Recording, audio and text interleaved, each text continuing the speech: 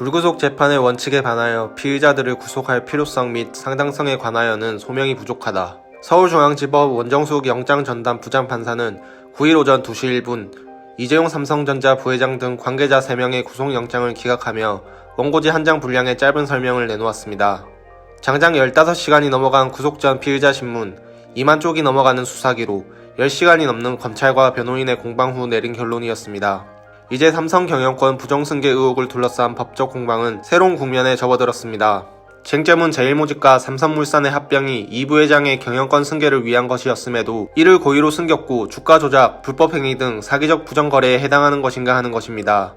즉 이재용 부회장이 어디까지 알고 있었느냐, 무엇을 지시했느냐 하는 점에 대한 판단입니다. 이에 대해 삼성 측은 이재용 부회장이 보고받거나 지시한 사실이 없다는 입장이며 대주주의 경영권 유지 활동은 기업의 고유 활동이라며 범죄가 될 수 없다고 맞서고 있습니다. 또 검찰은 압수수색을 통해 확보한 경영권 승계 계획서가 일종의 범행 계획서라고 규정했지만 삼성 측은 정부의 금산분리 정책에 따라 그룹의 지배권을 제일모직으로 옮긴 정상적인 경영활동 계획서라고 맞받았습니다. 이번 영장 기각으로 인해 관심은 검찰수사심의위원회로 넘어가게 되었습니다. 2018년 시행된 검찰수사심의위원회는 검찰 수사의 절차와 결과에 대한 국민의 신뢰를 제고하기 위하여 설치된 기관이며 검찰 결정의 강제력은 없지만 외부 전문위원으로 구성해 검찰의 수사나 기소와 같은 행위들이 적절한 것인지 따져 공고하게 되어 있으며 검찰은 그 공고를 대부분 수용해왔습니다. 실제 지난 2018년 4월 수사심의위는 안태근 전 검사장 인사개입 의혹에 대해 구속 기소하라는 의견을 냈고 검찰은 이를 반영해 구속영장을 청구한 바 있었습니다. 오는 11일 이번 사건을 수사심의위원회에 넘길지 결정하는 부의심의위원회가 열립니다. 여기서 소집이 결정되면 수사심의위원회는 2주 안에 이 부회장 기소에 대한 적절성 여부에 대한 결론을 내리게 됩니다.